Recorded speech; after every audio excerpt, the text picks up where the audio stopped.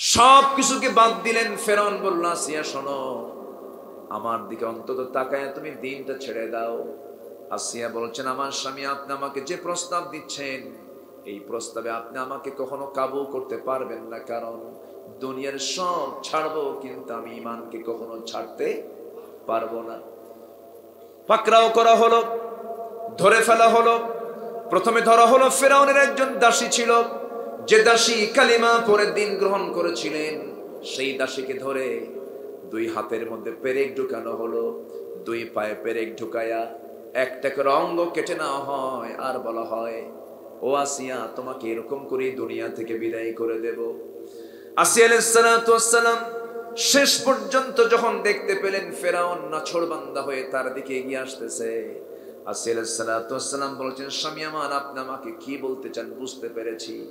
একটা কথা আপনি জেনে রেখে দিয়েন, আমার প্রতি অত্যাচার যত বাড়বে আমার ঈমান তত মজবুত হয়ে যাবে। হামান পরামর্শ দিল। হামান বলে ফেলল, ফেরাউন বুকের শত্রু, বড় শত্রু, বুকের শত্রুকে আগে মাইনাস করে ফেলে দাও।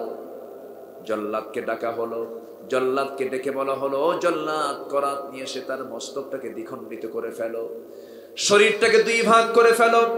এই কথা যখন চূড়ান্ত হয়ে গেল, আসিয়ার কানে যখন দেওয়া হলো, আসিয়া নিশ্চিত হয়ে গেলেন তিনি শহীদ হয়ে যাবেন, দুনিয়া থেকে বিদায় নিচ্ছেন।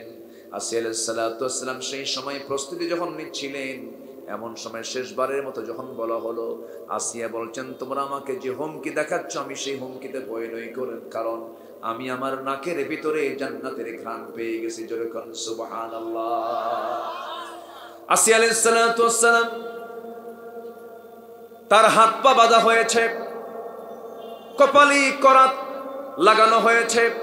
করাত দিয়ে যখন অর্ডার হয়ে গেল, যখন চেরা শুরু হয়ে গেছে, ফিঙ্কি দিয়ে রক্ত পড়া শুরু হয়ে গেছে, সে অন্তিম সময়ে তিনি একটা দোয়া করেছেন। সেই দোয়াটা আল্লাহ খুব পছন্দ করেছেন। যেই দোয়াটা তিনি পড়েছেন, সেই দোয়া আল্লাহ রাব্বুল আলামিন সূরা তাহরিমের মধ্যে, কোরআনের মধ্যে তুলে ধরেছেন। রব্বি বিনিলি ইনদাকা বাইতান ফিল জান্নাহ ওয়া নাজ্জিনি মিন ফিরআউনা ওয়া আমালিহি। আয় আল্লাহ তাআলা, তুমি আমার জন্য বানায় দিবা একটা ঘর, বেশি ঘর লাগবে না, একটা ঘর বানায় দিবা ইনদাকা, তোমার কাছে, তোমার আরশ আজিমের কাছে, তোমার ঘরের সঙ্গে আমার একটা ঘর তুমি বানায় দিবা, এবং ফেরাউন থেকে, তার দুষ্কর্ম থেকে তুমি আল্লাহ আমাকে বাঁচায়া দাও। এমন করে তিনি দোয়া করতে করতে দুনিয়া থেকে বিদায় নিয়েছেন। আর দুনিয়ার সমস্ত নারী পুরুষকে জানান দিচ্ছেন, ও দুনিয়ার মানুষেরা, আউযু বিল্লাহি মিনাশ শাইতানির রাজীম, বিসমিল্লাহির রাহমানির রাহিম।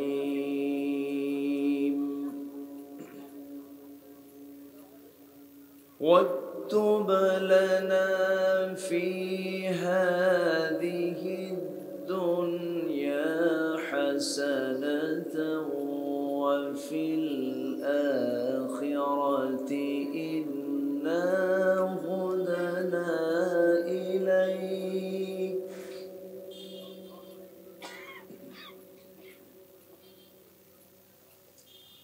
قال عذابي أصيب به من أشاء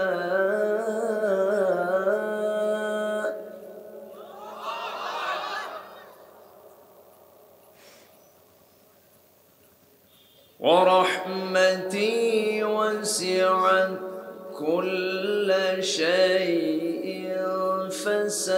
فسأكتبها للذين يتقون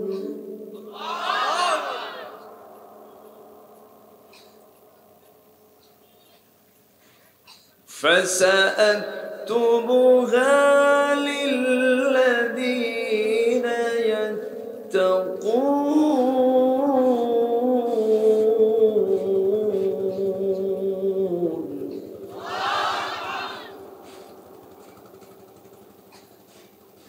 للذين يتقون ويؤتون الزكاة والذين هم بآياتنا يؤمنون.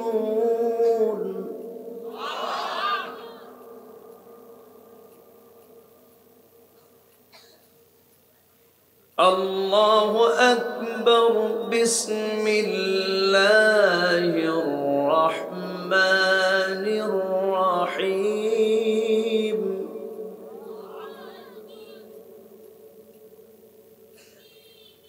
إن الله وملائكته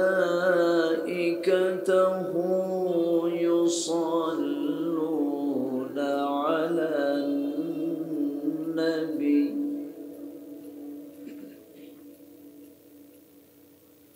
يا أيها الذين آمنوا صلوا عليه وسلموا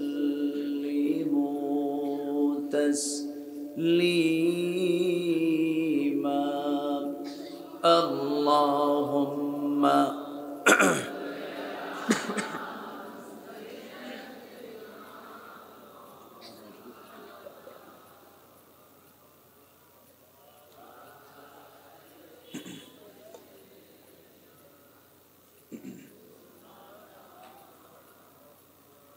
একটু মহব্বত দিয়ে নবীর প্রেমে মাতোয়ারা হয়ে জবান খুলে জোরালো কণ্ঠে সবাই বলুন আল্লাহুম্মা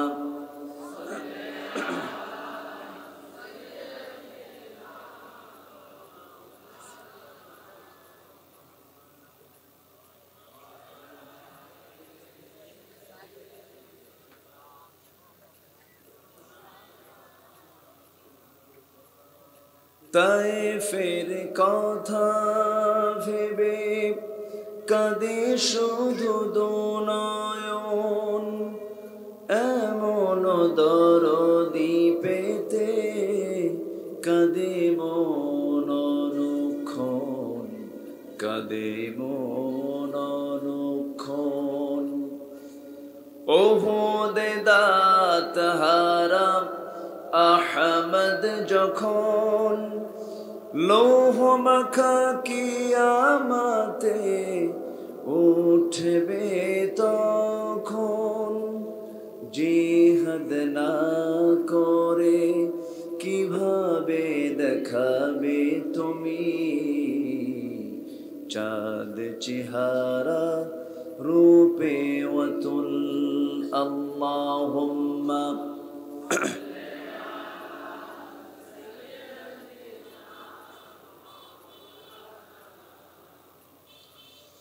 وعلى آله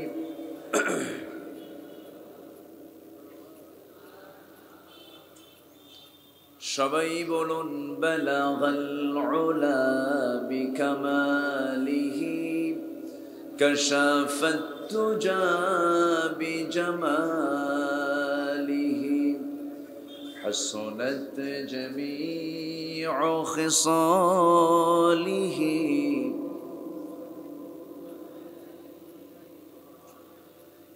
सूरते यूसुफ बिदारी हिकमते लुक़मान इमाम कारी क़ुरआन बारी, ये है दिले सादे माने मा बलगल उला।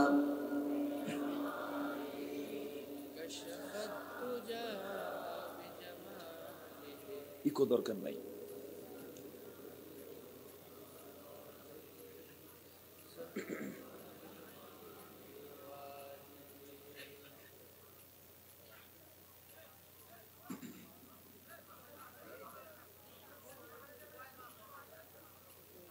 পাবনা জেলার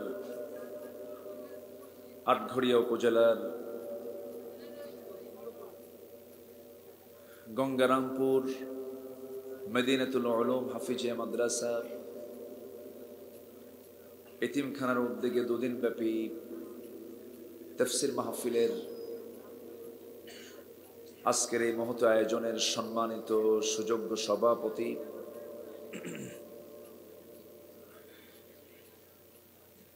আজকের মাহফিলের বরেণ্য অতিথিবৃন্দ, বিশেষ করে আমার বাম পাশে বসা আটঘরিয়া উপজেলা পরিষদের সম্মানিত চেয়ারম্যান মহোদয়, জনাব জননেতা তানভীর ইসলাম,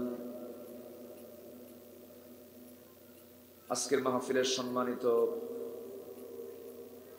বরেণ্য মেহমান, ফুরফুরা দরবার শরীফের সম্মানিত পীরজাদা মাওলানা সানাউল্লাহ সিদ্দিকী আল কুরাইশি,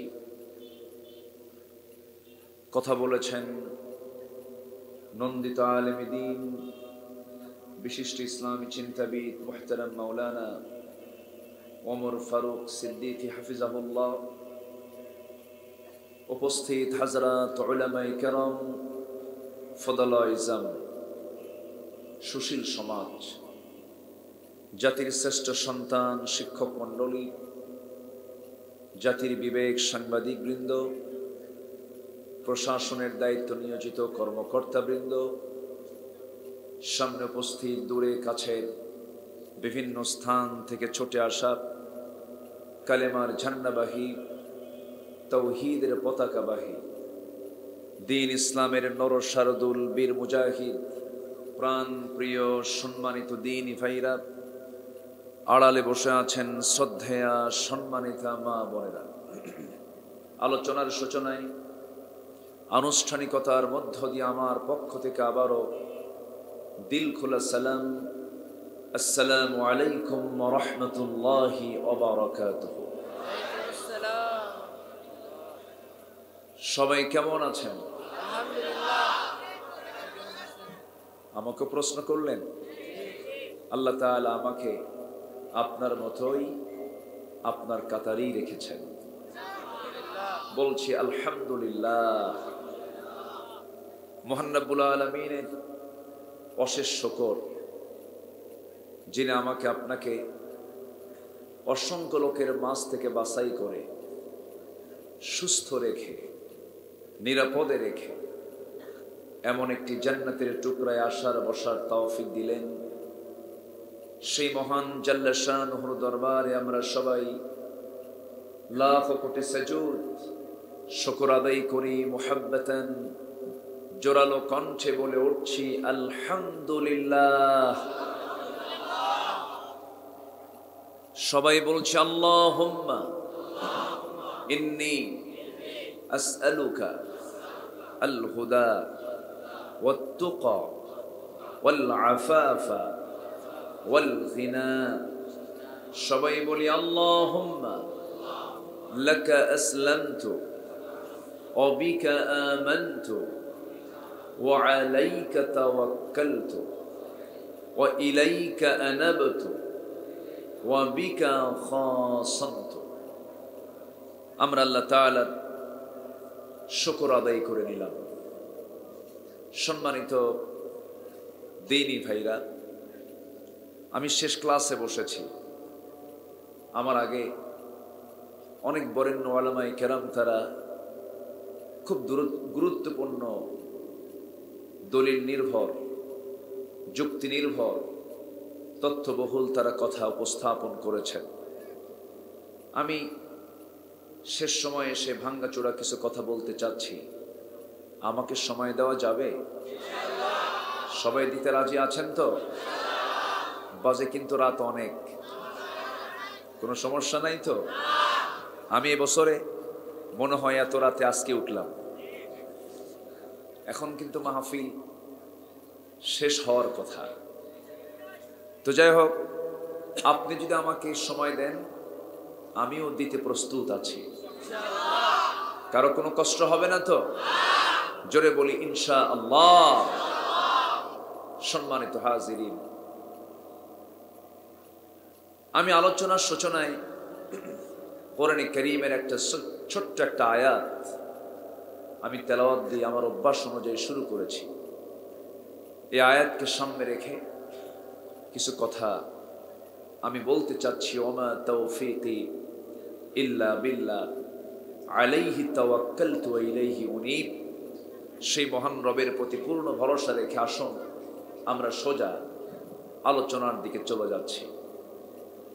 সম্মানিত ভাইয়েরা, আমরা এখানে যারা বসে আছি আমরা সবাই, আমাদের এক নম্বর পরিচয় হলো আমরা মুসলমান। আমরা কি বলেন? মুসলমান। এবং এই পরিচয় দিয়েছেন আদম, এই পরিচয় দিয়েছেন ইদ্রিস আলাইহিস সালাতু ওয়াস সালাম, নূহ আলাইহিস সালাতু ওয়াস সালাম, জাতির পিতা ইব্রাহিম আলাইহিস সালাতু ওয়াস সালাম, হুয়া সাম্মাকুমুল মুসলিমিন। সব নবীর পরিচয় ছিল তারা ছিলেন মুসলমান। আমরাও কি? জোরে আমরা কি? মুসলমান।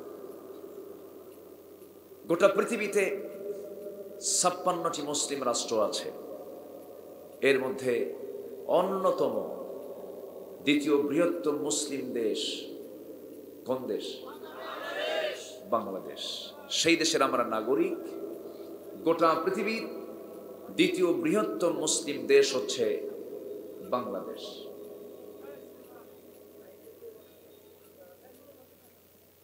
এই বাংলাদেশে যে সমস্ত মুসলমানদের বসবাস, আমি যদি প্রশ্ন করি এই 18 কোটি মুসলমানের ভিতরে নামাজি বেশি না বেনামাজি বেশি? বলেন সবাই, নামাজি না বেনামাজি?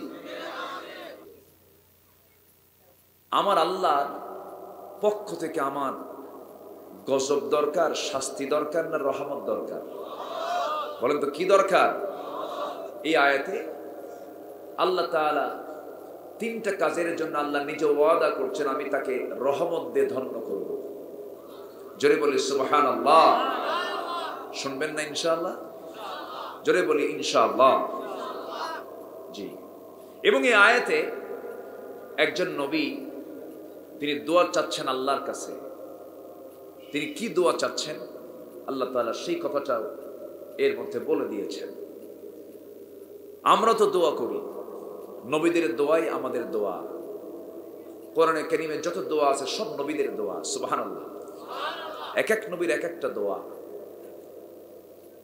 যেমন আমাদের সবার আদি পিতা আদম আলাইহিস সালাতু ওয়াস সালাম যে দোয়াটা করেছেন সেই দোয়াটা আল্লাহ রাব্বুল আলামিন করেছেন। যারা পারেন আওয়াজ দিয়ে দিয়ে সুন্দর করে দিল থেকে বলেন, রব্বানা যালামনা আনফুসানা ওয়া ইল্লাম তাগফির লানা ওয়া তারহামনা লানাকুনান্না মিনাল খাসিরিন। আদম করেছেন এই দোয়া। ইব্রাহিম আলাইহিস সালাতু ওয়াস সালাম কি দোয়া করেছেন সবাই বলেন, রব্বানা তাকাব্বাল মিন্না ইন্নাকা আনতাস সামিউল আলিম ওয়া তুব আলাইনা ইন্নাকা আনতাত তাওয়াবুর রহিম। ইউনূস আলাইহিস সালাতু ওয়াস সালাম কি দোয়া করেছেন? যারা পারেন ঠোঁট মিলিয়ে বলেন, ওই মাছের পেটের ভিতর থেকে তিনি দোয়া করেছেন যে দোয়া, লা ইলাহা ইল্লা আনতা সুবহানাকা ইন্নী কুনতু মিনাজ জালিমিন। বিপদে পড়লে আমরা এই দোয়াটাই পড়বো। জোরে বলি ইনশাআল্লাহ। বিপদের দোয়া এটা। যে কোনো বিপদে পড়ে গেছেন এই দোয়াটা পড়বেন। মুসিবতে পড়ে গেছে এই দোয়াটা পড়ে নেব। নবীরা এই দোয়াগুলো শিখিয়ে দিয়েছেন। আজ থেকে প্রায় 19 বছর আগের কথা। 19 বছর বৃহত্তর যশোর অঞ্চলের ঝিনাইদহ মহেশপুরে মাহফিল ছিল। মাহফিল থেকে ফিরে আসবো, আমি পাকশি হয়ে আসব। ফেরার পথে আগে তো প্রায় রোড ডাকাতি হতো। রোড ডাকাতির কবলে পড়ে গেলাম। একটা গাড়ি ভাড়া করেছিলাম। সেই ড্রাইভারকে নিয়ে যখন ফিরতেছি, ড্রাইভারটি একটু কানে কম শোনে।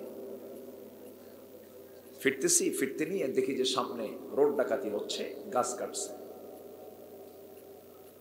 তো গাছ যখন কাটছে আমি দেখলাম একটু কুয়াশাও, ড্রাইভার টের পায় নাই, ডাকাতি চলছে। আমি তো কাঁপতেছি আর দোয়া ইউনুস করতেছি। তো ড্রাইভারকে বললাম, ড্রাইভার সামনে ডাকাতি হচ্ছে মনে হয়, দোয়া ইউনুস পড়ো। হুজুর ইউনুসকে আরেক মুসিবতে পড়লাম, আমি কই একটা ও বোঝার একটা। তো আমি দোয়া ইউনুস ঘন ঘন পড়ছি, আল্লাহ তুমি যদি অথই সমুদ্রের মাছের পেটে থেকে যদি তুমি ইউনুসকে যদি উদ্ধার করতে পারো এই দোয়া দিয়া, আর এ তো ডাকাত, এ তো কোনো ব্যাপারই না। চিন্তা করলাম, বারবার দোয়াটা পড়ছি আমি, কিন্তু লক্ষ্য করে দেখি কিছুক্ষণ পর ডাকাতের একটা সদস্য এসে আমার গাড়ি গ্লাসে নক করছে। আমি আরো কাঁপতেছি আর মনে মনে কি আল্লাহ দোয়া তো পড়লাম, কাম তো হয় না। বারবার যখন টোকাচ্ছে, টোকা দিচ্ছে, নখ দিচ্ছি, আমি তো বারবার কাঁপতেছি, কারণ ওরা তো ওই সময় হিতাহিত কোনো জ্ঞান রাখে না, জোরপূর্বক তারা হিট করে রক্তাক্ত করে ফেলে। বারবার দোয়া ইউনুস পড়ছি আমি, ড্রাইভারকে বুঝায় বললাম, কিন্তু কিছুক্ষণ পর দেখি সামনের একজন সদস্য তাকে ডাক দিল, সে চলে গেল। আল্লাহ বাঁচায় দিলেন। বাঁচাতে পারেন না? বাঁচাতে পারেন না? পারেন। যে কোনো বিপদে মুসিবতে আল্লাহর কাছে আমরা চাবো, যদি দোয়া কবুল হয়ে যায় তো ভালো, তাড়াতাড়ি পেয়ে গেলাম। যদি দোয়া কবুল হতে দেরি হয়, ভাববেন আল্লাহ আপনার দোয়াটা দেরিতে কবুল করবেন। আর যদি এই দুনিয়াতে না দোয়া কবুল হয়, আল্লাহ তাআলা আপনাকে এর পুরস্কার জান্নাতে দিয়ে দিবে। দোয়া করেছেন আইয়ুব আলাইহিস সালাতু ওয়াস সালাম, 18 বছর কুষ্ঠ রোগে আক্রান্ত, গোটা শরীরে ঘা পর্যন্ত পৌঁছে গেছে। ঘাতে ঘাতে তার গোটা চামড়াগুলো সব তেকতেকে হয়ে গেছে, পোকা জন্ম দিচ্ছে। সেই ঘাগুলো যখন জিহ্বা পর্যন্ত পৌঁছে গেছে, আল্লাহর জিকির করতে কষ্ট হয়। একটা বারের জন্য মনক্ষুণ্ণ হননি তিনি। এবার তিনি আল্লাহ বলছেন, আল্লাহকে লক্ষ্য করে, আল্লাহ যে জিহ্বা দিয়ে তোমার নামের জিকির আদায় করি, সেই জিহ্বা যদি অচল হয়ে যায়, তোমার নামের আমি জিকির করব কেমনে? ইন্নী মাসসানিয়াদ-দুররু ওয়া আনতা আরহামুর রাহিমিন। জোরে বলুন আল্লাহু আকবার। আল্লাহ তার দোয়া কবুল করলেন, হারানো যৌবন ফিরে পেলেন, সব কিছু ফিরে পেলেন। চাইলে পাওয়া যায় কার কাছে? পৃথিবীর কারো কাছে আপনি চাবেন, আপনি ঠকে যাবেন, আপনি অপমানিত হয়ে যাবেন। চাইতে যদি হয় ওয়াইদাস্তাআনতা ফাস্তাইন বিল্লাহ, চাইতে যদি হয় একমাত্র কেবলমাত্র চাইবো আমরা কার কাছে? আসতে বলবেন না, কার কাছে? আল্লাহর কাছে। আল্লাহ ছাড়া কারো কাছে চাওয়াই জায়েজ নাই। কারো কাছে কিছু চাওয়া যাবে না, কারো কাছে কিছু বলা যাবে না। আমার মনের ভিতরে যা কিছু লুকানো আছে সব জানেন তিনি আমার কে। আসতে বলবেন না, তিনি আমার কে। সবার আগে আমরা সম্পর্ক গড়ব কার সাথে? আসতে বলবেন না, কার সাথে? আল্লাহর সাথে। আমার নবীজি দোয়া করেছেন, দেখেন কেমন দোয়া করেছেন। আমার নবীর দোয়াটা ছিল, সবাই আওয়াজ দিয়ে দিয়ে বলেন, উজাড় কণ্ঠে বলেন, রব্বানা আতিনা ফিদ দুনিয়া হাসানাতাও ওয়া ফিল আখিরাতি হাসানাতাও ওয়া কিনা আযাবান নার ওয়াজআলনাল জান্নাতা মা'আল আবরার। জোরে বলুন আল্লাহু আকবার। ঠিক একই দোয়া আমি যে আয়াত থেকে তেলাওয়াত দিয়ে শুরু করেছি, সে আয়াতের শুরুতে আল্লাহর পয়গম্বর একজন ছিলেন, যিনি আল্লাহর সঙ্গে সরাসরি কথা বলেছেন। একজন পয়গম্বর, সবচেয়ে রাগী মানুষ ছিলেন, মেজাজি মানুষ ছিলেন, ফেরাউনকে মোকাবেলা করেছেন। এবং এই পৃথিবীতে একজন পয়গম্বর যিনি আল্লাহর সঙ্গে ডাইরেক্ট কথোপকথন করেছেন, সেই পয়গম্বরটার নাম কি সবাই বলেন? মুসা আলাইহিস সালাতু ওয়াস সালাম। প্রশ্ন করছি, মনোযোগিতা যেন না হেরে যায়, সবাই তো জানেন, এরপর আমি প্রশ্ন করছি।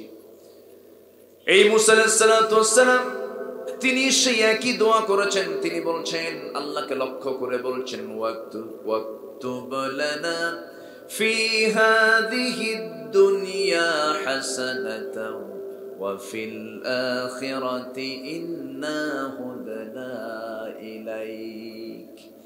ও আল্লাহ, তুমি আমাদের জন্য লিখে দিও, এই দুনিয়ার জন্য হাসানা দিও, আখিরাতের জন্য হাসানা দিও, কল্যাণ দিও। আমার বন্ধুগণ, দুনিয়ার কল্যাণটা সবাই পায় না। টাকা থাকলে যে সে সুখী তা কিন্তু নয়। হাজার হাজার কোটি টাকার মালিক, কিন্তু ছেলে ইয়াবা খায়, বাবা খায়, গাঁজা খায়, ছেলে বাপকে পিস্তল ধরে, আছে না নয়? অসংখ্য পিতা আমাদের কাছে এসে চোখের পানি ফেলে কান্দে আর বলে, হুজুর সন্তানটা নষ্ট হয়ে গেছে। আজকে যুবকদের হাতে এই সমস্ত নেশা জাতীয় দ্রব্য তুলে দিয়েছে কারা? আজকে যুব সমাজ একটা বিশাল অংশ নেশাক্রান্ত, চরিত্র তাদের শেষ, নেশার মধ্য দিয়ে তাদের জীবন শেষ। যুবকরা, যে নেতা তোমার হাতে মদের বোতল তুলে দেয়, যে নেতা তোমার হাতে ইয়াবা তুলে দেয়, যে নেতা তোমার হাতে অস্ত্র তুলে দেয়, যে নেতা তোমার হাতে নারী তুলে দেয়, যে নেতা তোমাকে নামাজের কথা বলে না, সেই নেতৃত্বের মুখে আমরা জুতা মারি, থুতু মারি। রাজি আছেন কারা কারা? হাত উঁচু করে দেখান মুসলমান।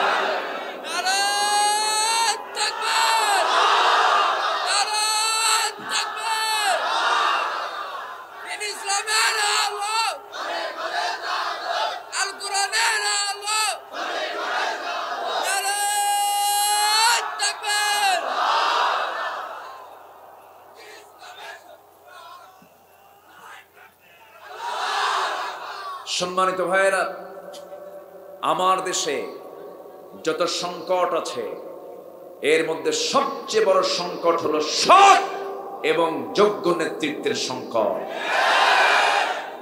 আমার দেশে এই মুহূর্তে কর্মী বেশি না নেতা বেশি? কি বেশি? মুরিদ বেশি না পীর বেশি? পীর বেশি। সালা পীর, তেনা পীর, আউলা পীর, ন্যাংটা পীর, আছে না নয়?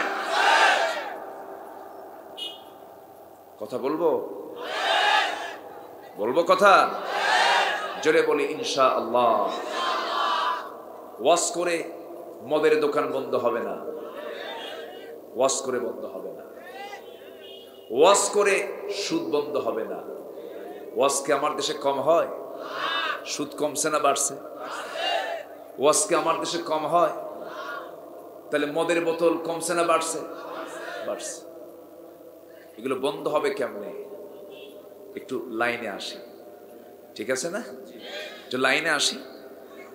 কষ্ট হচ্ছে নাকি আপনাদের? যখন বলবেন ভাল লাগে না, মনোযোগ করে দেব। আছেন তো সবাই?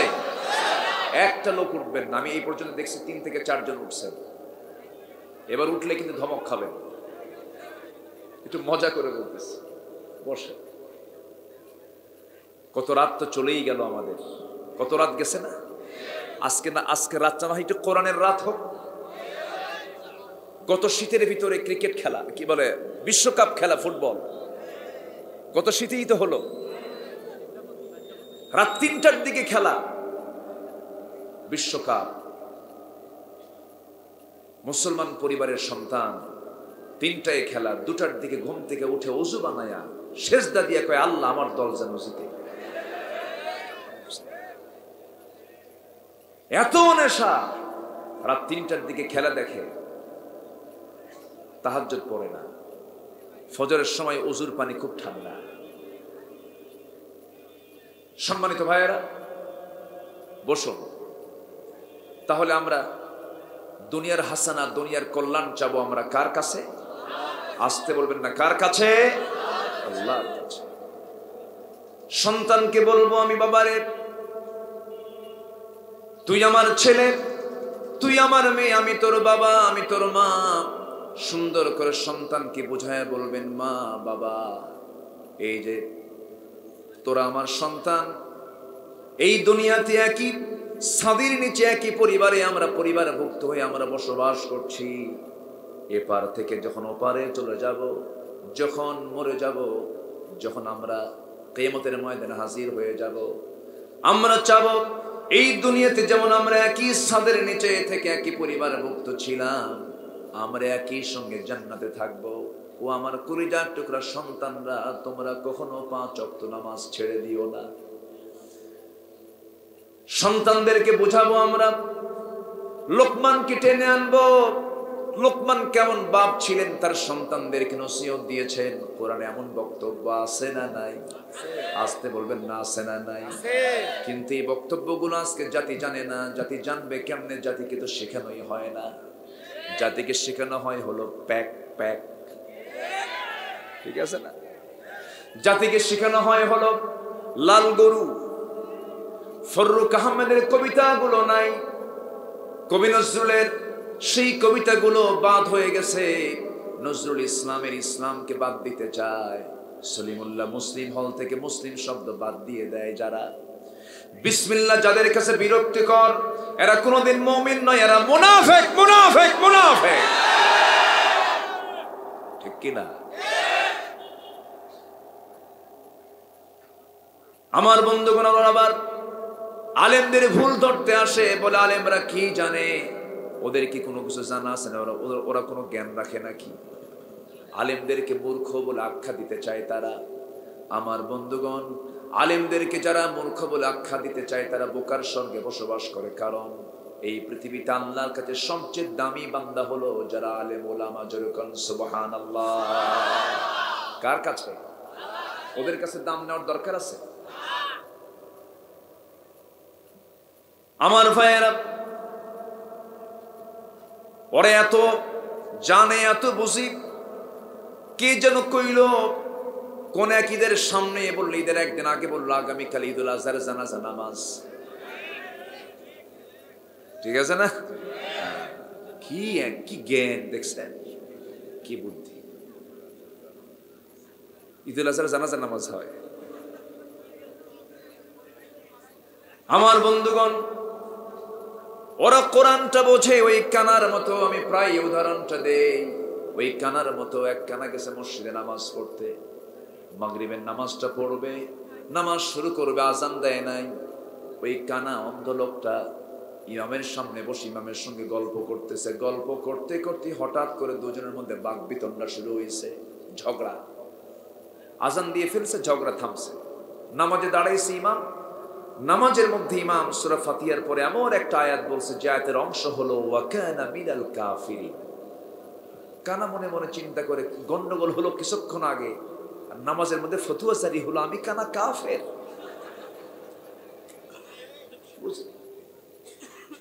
প্রচন্ড মেজাজ গরম, খেপে ফায়ার, আগুন হয়ে গেছে। লোকমা টোকমা দেয় নাই, চলে গেছে বাড়িতে।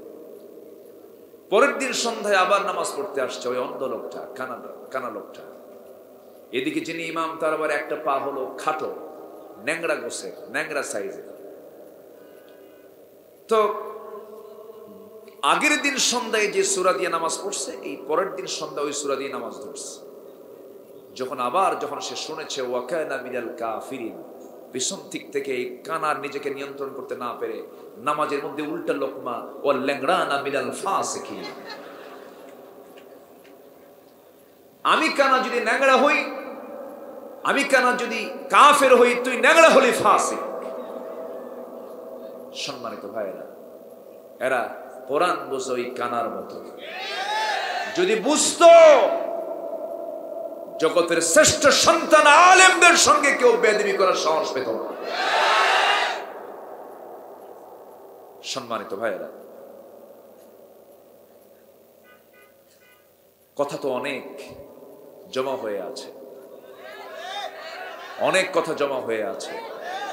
তবে আকলমন্দ, ইশারা বা সচেতন ব্যক্তির জন্য ইঙ্গিতটা যথেষ্ট। যত বড় জালিম পৃথিবীতে আসুক, ফেরাউনের চাইতে বড় জালিম কেউ আসবে না। সেই ফেরাউনকে কিন্তু সুবায়া মারছেন। আসতে বলবেন না কে? সে আল্লাহ তো নাই। আসতে বলবেন না আছে না নাই? আল্লাহ দেখেন না? আল্লাহ শোনেন না? আল্লাহ কোথায়? আল্লাহ কোথায় আছেন? আরশ আজিম, কত দূর, কত দূর, যেটা মানব চিন্তার বাইরে। মানুষ কখনো তার নিজের চেষ্টায় সেই জায়গায় যেতে পারবে? সে আল্লাহ বলছেন, বান্দা আমি তোর জন্য আসমানের দরজা খুলে দেব, আমি তোকে আমার মেহমান করে আমার আরশ আজিমের ছায়ায় জায়গা দিয়ে দেব। এটি কি ছোটখাটো কোনো অফার? ছোটখাটো কোনো অফার বলেন? কাদেরকে দিবেন জায়গা? আসুন সে লাইনেও কিছু কথাগুলো বের করি। রহমত দিবেন কয়টা গুণ অর্জন করলে পরে? এটাও এই প্রসঙ্গে আমি আলোচনার দিকে আস্তে আস্তে যাচ্ছি। এখন একজন বান্দার জীবনে সবচাইতে আপন প্রিয়জন বন্ধু তিনি একজনই, তিনি আমার কে? আল্লাহ। সে আল্লাহ এখন আছেন কোথায়? আরশ আজিম। আমরা কি নিজের কোনো বিমানে চলে যেতে পারবো? বলেন পারবো যেতে? আমরা যেখানে বসে আছি এখান থেকে এই মহাশূন্য, এরপর আকাশ, আমরা নীল আকাশ দেখতে পাই। রাতের বেলা চাঁদ দেখি, দিনের বেলা সূর্য দেখি। রাতে চাঁদের পিছনে মাসাবিহ, অসংখ্য তারকারাজি দেখি। যদি কোনো বান্দা চেষ্টা করে, চাঁদ তো দেখলাম, মঙ্গল গ্রহ দেখলাম, একটু সূর্য দেখতে যাব, পারবে? সূর্যের তাপ আছে না নাই? সম্ভব যাওয়া? সূর্য হলো পৃথিবী থেকে 13 লক্ষ গুণ বড়। মানুষ চাঁদে গেল, মঙ্গল গ্রহে গেল, মানুষ যদি চিন্তা করে সূর্যের কাছে যাব না, তবে একটা তারকা দেখতে যাব, তারকার দেশে যাব আমি। এক একটা তারকা আছে, ব্যাটেল জুইস একটা তারকা আছে, যে তারকা সূর্যের চাইতে 1 গুণ নয়, 2 গুণ নয়, ওই সূর্যের চাইতে 33 কোটি গুণ বড় একটা তারকা। জোরে বলে সুবহানাল্লাহ। 33 কোটি গুণ বড় একটা তারকা।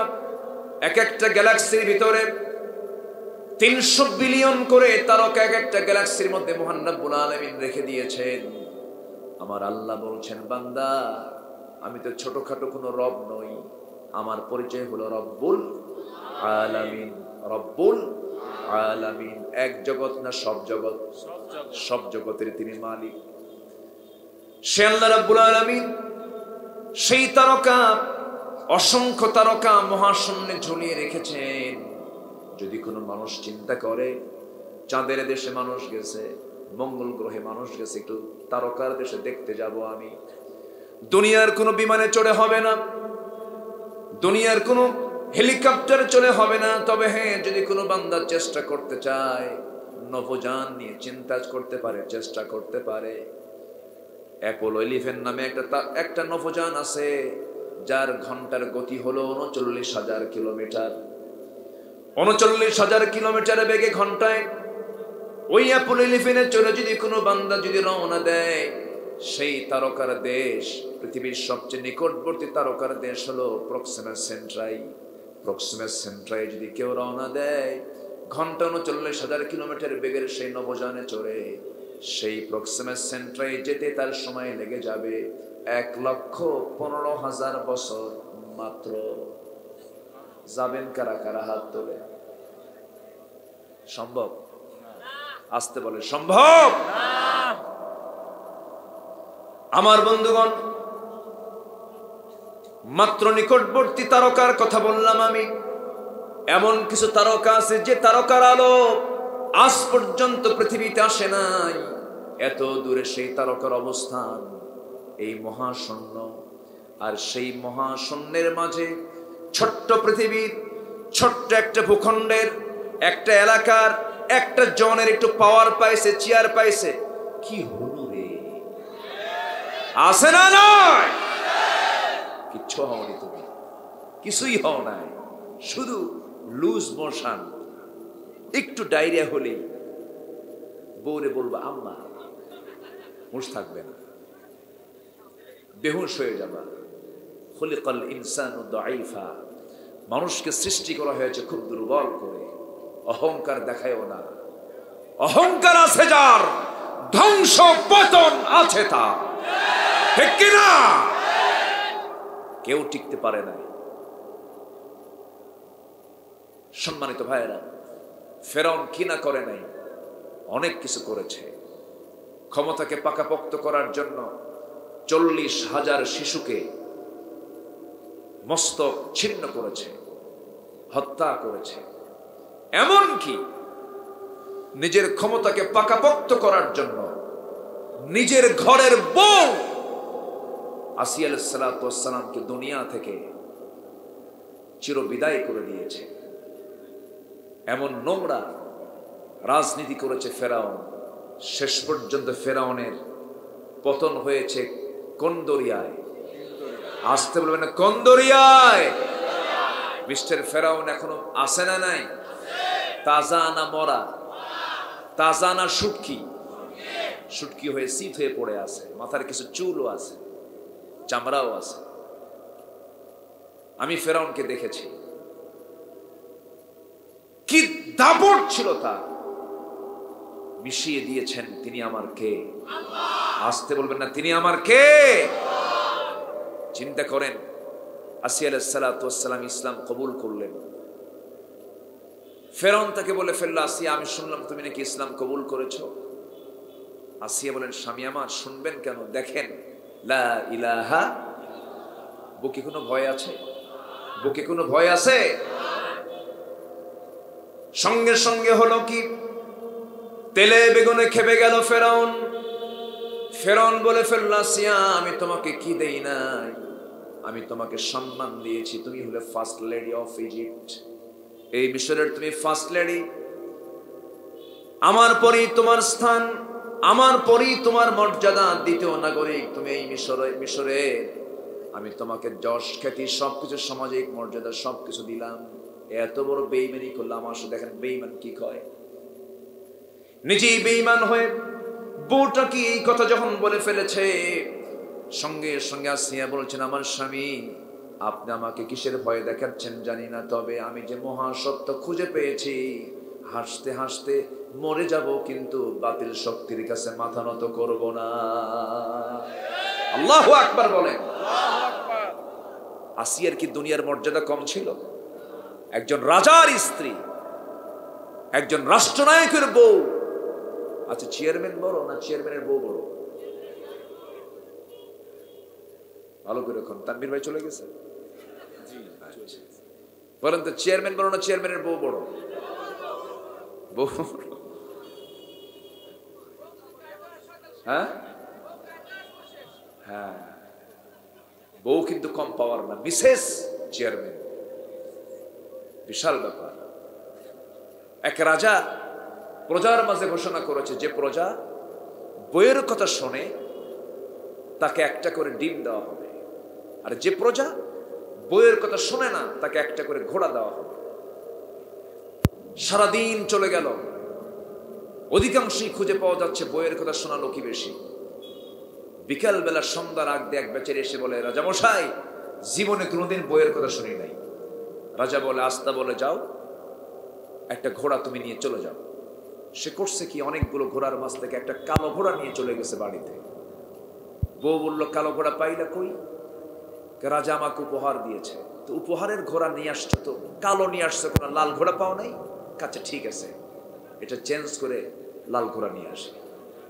কি কথা কি বুঝতেছে? সে ব্যাক করে আবার চলে আসছে। রাজা মশাই ঘোড়া তো দিলেন, কিন্তু ঘোড়া তো কালো হয়েছে, এটা লাল হলে ভালো হয়। রাজা বলল, তোর এই পরামর্শ দিল কি? এখন বলতেছে, বউ আমারে শিখায় দিল। রাজা বলে, ঘোড়া থুইয়া ডিম নিয়ে যা। সন্ধ্যা হয়ে গেছে। সন্ধ্যার পরে রাজা এখন রানীর সামনে হাজির। রানী মুস্কি মুস্কি হাসে আর বলে, রাজা মশাই পাইছেন কি? পাইছেন কি? বইয়ের কথা শোনে না এমন লোক পাইছেন কি? পাইছিলাম একটা, তাও দেখি আবার পরে দেখি বইয়ের কথাই শোনে। রানী এখন বলছে, রাজা যারা বইয়ের কথা শুনে তাদেরকে এত ঠকান ভালো না। আপনি একটা করে ডিম দিবেন, এটা কেমন হয়? একজনকে দিবেন ঘোড়া, আরেকজনকে দিবেন ডিম, এটা খুব কম বেশি হয়ে যায়।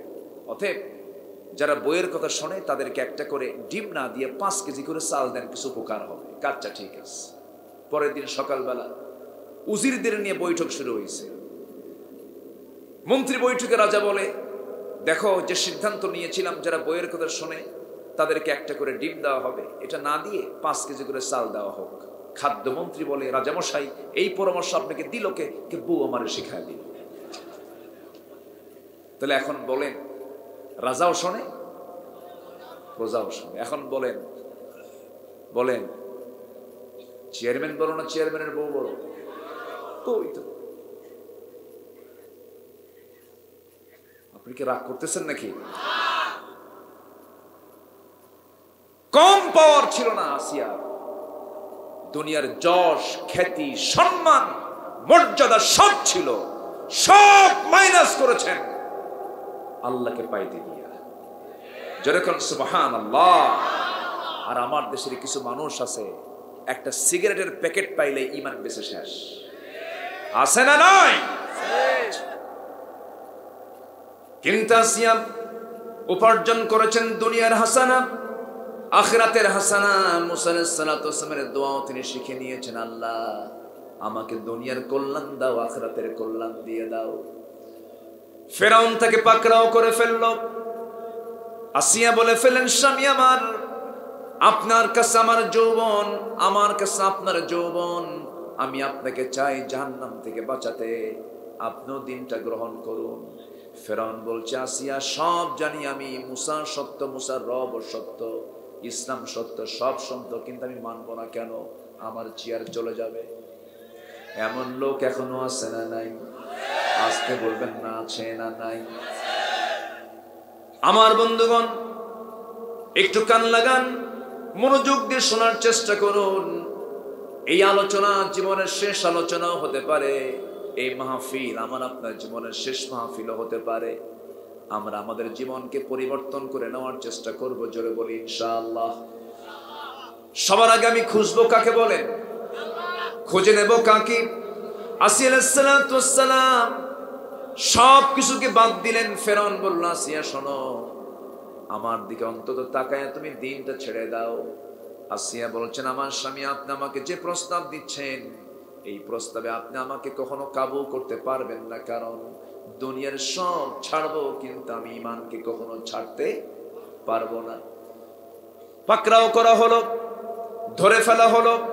প্রথমে ধরা হলো ফেরাউনের একজন দাসী ছিল, যে দাসী কালিমা পরে দিন গ্রহণ করেছিলেন। সেই দাসীকে ধরে 2 হাতের মধ্যে পেরেক ঢুকানো হলো, 2 পায়ে পেরেক ঢুকায়া একটা করে অঙ্গ কেটে নেওয়া হয়, আর বলা হয়, ও আসিয়া, তোমাকে এরকম করে দুনিয়া থেকে বিদায় করে দেব। আসিয়া আলাইহিস সালাতু ওয়াস সালাম শেষ পর্যন্ত যখন দেখতে পেলেন ফেরাউন নাছোড়বান্দা হয়ে তার দিকে এগিয়ে আসতেছে, আসিয়া আলাইহিস সালাতু ওয়াস সালাম বলছেন, স্বামী আমার, আপনি আমাকে কি বলতে চান বুঝতে পেরেছি। একটা কথা আপনি জেনে রেখে দিয়েন, আমার প্রতি অত্যাচার যত বাড়বে, আমার ঈমান তত মজবুত হয়ে যাবে। হামান পরামর্শ দিল। হামান বলে ফেলল, ফেরাউন বুকের শত্রু, বড় শত্রু, বুকের শত্রুকে আগে মাইনাস করে ফেলে দাও। জল্লাদকে ডাকা হলো। জল্লাদকে ডেকে বলা হলো, ও জল্লাদ, করাত নিয়ে এসে তার মস্তকটাকে দ্বিখণ্ডিত করে ফেলো, শরীরটাকে 2 ভাগ করে ফেলো। এই কথা যখন চূড়ান্ত হয়ে গেল, আসিয়ার কানে যখন দেওয়া হলো, আসিয়া নিশ্চিত হয়ে গেলেন তিনি শহীদ হয়ে যাবেন, দুনিয়া থেকে বিদায় নিচ্ছেন। আসিয়া আলাইহিস সালাতু ওয়াস সালাম সেই সময় প্রস্তুতি যখন নিচ্ছিলেন, এমন সময় শেষবারের মতো যখন বলা হলো, আসিয়া বলছেন, তোমরা আমাকে যে হুমকি দেখাচ্ছ, আমি সেই হুমকিতে ভয় নই করেন, কারণ আমি আমার নাকের ভিতরে জান্নাতের ঘ্রাণ পেয়ে গেছি। জোরে কোন সুবহানাল্লাহ। আসিয়া আলাইহিস সালাতু ওয়াস সালাম তার হাত পা বাঁধা হয়েছে, কপালে করাত লাগানো হয়েছে। করাত দিয়ে যখন অর্ডার হয়ে গেল, যখন চেরা শুরু হয়ে গেছে, ফিঙ্কি দিয়ে রক্ত পড়া শুরু হয়ে গেছে, সে অন্তিম সময়ে তিনি একটা দোয়া করেছেন। সেই দোয়াটা আল্লাহ খুব পছন্দ করেছেন। যেই দোয়াটা তিনি পড়েছেন, সেই দোয়া আল্লাহ রাব্বুল আলামিন সূরা তাহরিমের মধ্যে, কোরআনের মধ্যে তুলে ধরেছেন। রব্বি বিনিলি ইনদাকা বাইতান ফিল জান্নাহ ওয়া ونجني من فرعون وعمله আয় আল্লাহ তাআলা তুমি আমার জন্য বানায় দিবা একটা ঘর, বেশি ঘর লাগবে না, একটা ঘর বানায় দিবা ইনদাকা তোমার কাছে, তোমার আরশ আজিমের কাছে তোমার ঘরের সঙ্গে আমার একটা ঘর তুমি বানায় দিবা, এবং ফেরাউন থেকে তার দুষ্কর্ম থেকে তুমি আল্লাহ আমাকে বাঁচায়া দাও। এমন করে তিনি দোয়া করতে করতে দুনিয়া থেকে বিদায় নিয়েছেন। আর দুনিয়ার সমস্ত নারী পুরুষকে জানান দিচ্ছেন, ও দুনিয়ার মানুষেরা, দুনিয়ার সমস্ত সৌর্য বীর্য, দুনিয়ার সমস্ত নাজ নিয়ামতকে প্রত্যাখ্যান করে জান্নাত এমন করে নিতে হয়। জোরে বলেন সুবহানাল্লাহ। আমি কি আলোচনা চালাবো? এই যে উঠতেছে, এই যে চাচা, এই যে বসেন বসেন। আর কতক্ষণ বলি, কারণ বহু রাত ধরে আপনারা বসে আছেন, আপনাদের কষ্ট দেখে আমি তাকাচ্ছি। তো মায়েরা কি মাহফিল আছে? সুলেমান ভাই, মায়েরা মাহফিল আসছে তো নাকি? মায়েরাও আছে? বলি আলহামদুলিল্লাহ, জোরে বলি আলহামদুলিল্লাহ। একটু বসে। আমার বন্ধুগণ, একটু মনোযোগ দিয়ে শুনি। আমরা এই দুনিয়ার হাসানা যদি পেয়ে যাই, আখিরাতের হাসানাও জুটে যাবে। দুনিয়ার কল্যাণটা চাইবো আমরা কার কাছে? আসতে বলবেন না, কার কাছে? আল্লাহর কাছে আমরা চাবো। আল্লাহ তাআলা বলছেন, ও বান্দা, আমি আমার নিজের ক্ষমতায় যাকে ইচ্ছা তাকে শাস্তি দেব, যাকে ইচ্ছা তাকে মাফ করে দেব। ক্বালা আযাবি ইউসিবু বিহি মান আশা, আমি যাকে ইচ্ছা তাকে শাস্তি দিতে পারি। কিন্তু আল্লাহ তাআলা আবার পরক্ষণেই বলছেন, শাস্তির পরেই বলছেন, ও রাহমাতি ওয়াসিআত কুল্লা শাইইন, প্রত্যেকটা সৃষ্টির মাঝে প্রত্যেকটা জায়গায় আমার রহমতটা বিস্তৃত, আমার রহমত সব জায়গায় বিস্তৃত হয়ে আছে। তবে হ্যাঁ, আমি আমার রহমত তিন শ্রেণীর তিনটা গুণ যারা অর্জন করবে তাদের মাঝে আমি আল্লাহ অবশ্যই রহমত দিয়ে তাদেরকে ধন্য করব। জোরে বলি সুবহানাল্লাহ, আরো জোরে বলি সুবহানাল্লাহ। নাম্বার 1 হলো যারা তাকওয়া অর্জন করবে, মুত্তাকি যারা হবে, তাকওয়ার গুণ যারা অর্জন করবে, আল্লাহ তাদেরকে তার রহমত দিয়ে ধন্য করবেন। তাকওয়াটা কি? একটু সময় নিয়ে কথা বলতে হবে, কিন্তু আমি লক্ষ্য করছি দু একজন করে ওঠা বসা করছেন। এরকম নড়াচড়া করলে তো আমি আলোচনা হারিয়ে ফেলবো। ভাই একটু বসেন, নয় দোয়া করে দিই নাকি? ওঠেন কেন? বসেন। কি এখানে কি হেলিকপ্টার যাচ্ছে নাকি? এত জোর আওয়াজ হয়? হেলিকপ্টার গাড়ি, এটা মনে হয় রাস্তা। বসেন, এই যে এই বসেন। অনেক রাত তো, বুঝি তো, একটু কষ্ট হচ্ছে। আগামীতে চিফ মেহমানকে 10টার মধ্যে উঠায় দিবে। যিনি প্রধান মেহমান থাকবেন 10টার মধ্যে উঠায় দিলে সব ঠিক থেকে যায়। ঠিক আছে না? সব ব্যালেন্স থাকে। একটু বসে।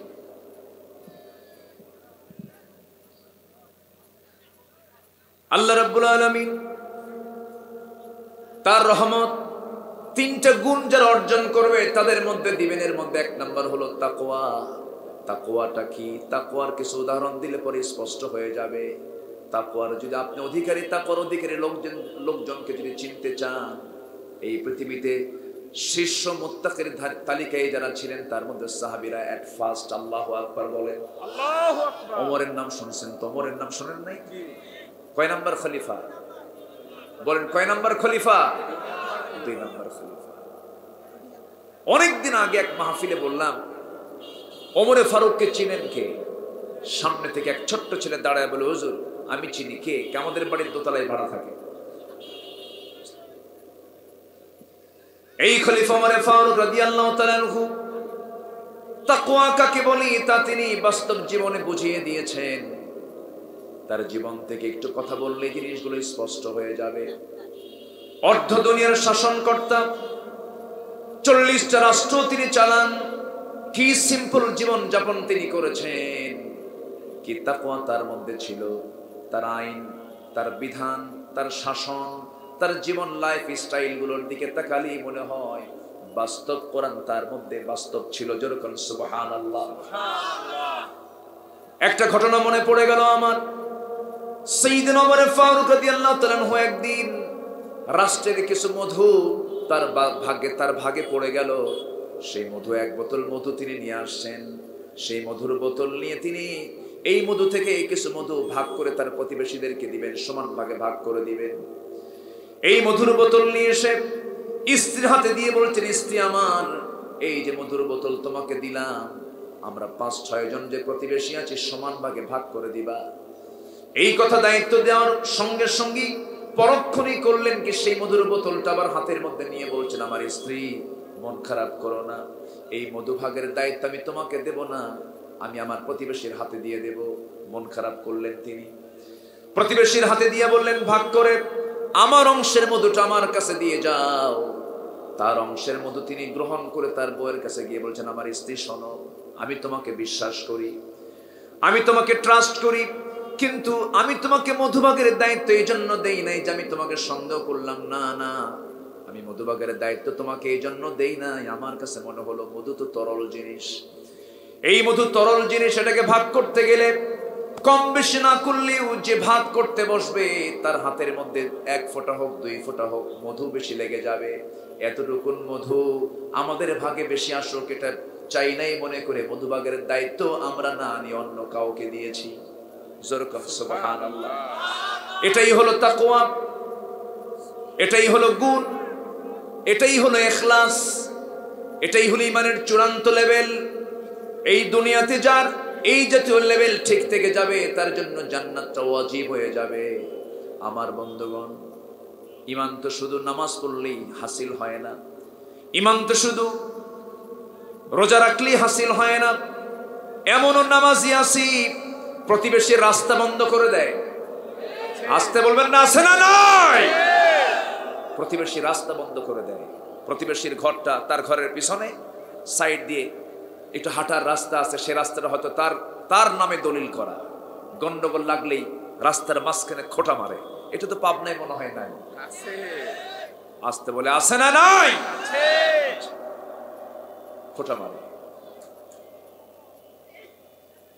অথচ রাসূল বলেছেন, আমার উম্মতের যদি কষ্ট না হতো প্রতিবেশীকে আমি সম্পত্তির ওয়ারিস বানায় দিতাম, অথচ আপনি খোঁটা মারতেছেন। রাসূল বলছেন, যে বান্দা অন্য বান্দার জন্য রাস্তা বের করে দেবে আল্লাহ তার জন্য জান্নাতের রাস্তা সহজ করে দিবেন। সুবহানাল্লাহ। আমার বন্ধুগণ, আমার দেশে বহু ভাই আছেন বোনের সম্পত্তি বুঝে দেন না, আসতে বলেন, আসতে বলে, আছে না নাই? প্রত্যেক বছর হজে যান, প্রত্যেক বছর উমরা করে আসেন, কিন্তু বাপ মারা গেছে 1 যুগ যাবত, 12 বছর যাবত বাপ মারা গেছে, বাবা রেখে যাওয়া জমিগুলো শুধু ভাই ধান লাগায় আর ধানগুলো গোলায় তোলে, বোনদেরকে ধানগুলো বুঝায় দেয় না, জমিগুলো বুঝায় দেয় না। আমি কি মনে হয় আপনাদের বিপদে ফেলতেছি কিনা? রাগ করতেছেন নাকি আপনারা? হুজুর কি হুজুর নিয়ে আসলে যে বোনের সম্পত্তি বের করে দিচ্ছে, বোনকে বুঝায় দেয় না, বোন কিছু বলতে পারে না। সেই বোন হঠাৎ করে একদিন হয়তো ভাইকে বলেই ফেলেছে, চোখ এরকম বড় বানায় ফেলে।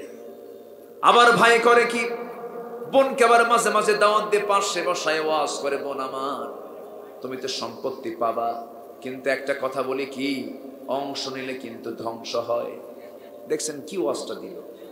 এটা কি কোরআন থেকে ওহী না শয়তান থেকে ওহী? শয়তান থেকে ওহী।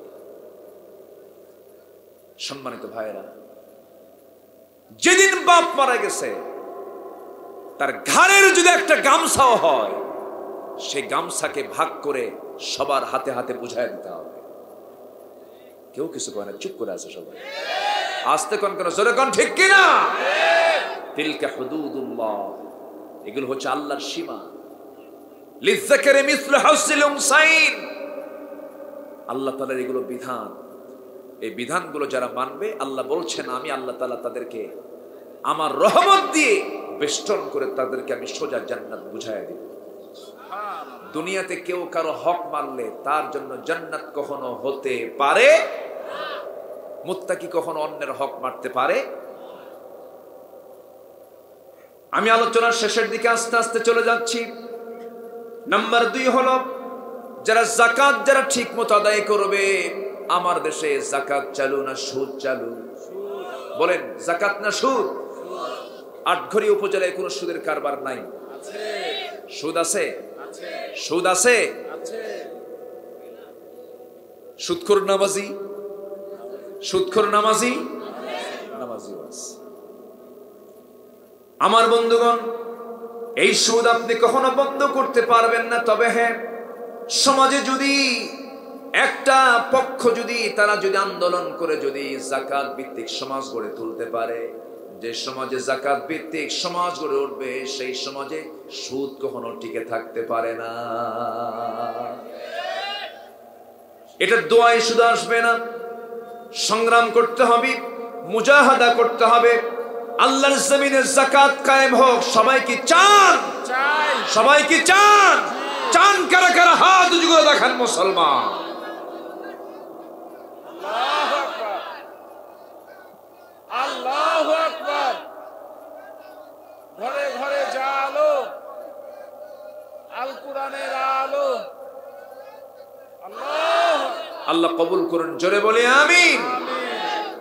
সম্মানিত ভাইয়েরা, সুদের কারবার করে আপনি হজে যাবেন, সুদের কারবার করে আপনি মসজিদ বানাবেন, মসজিদ ঠিকই হালাল থাকবে, কিন্তু সুদের টাকা দিয়েছেন, আপনাকে এর জন্য আল্লাহর সামনে জবাব দিতে হবে।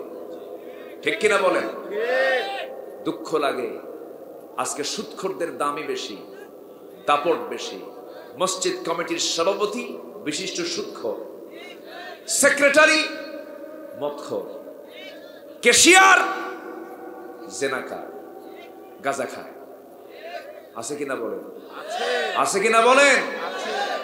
খতিব খুতবা দেবে কেমনে? জুমার দিন খতিব খুতবা দিতে নিয়ে খুতবার ভিতর হঠাৎ করে বলে ফেলছে, লা তাকুলুর রিবা আদআফা মুদাআফা, তোমরা চক্রাকারে সুদ খাইও না। এই ওয়াজ করতে নিয়ে হঠাৎ করে সভাপতি চোখের দিকে তাকায়া খতিব ওয়াজ করতেছে।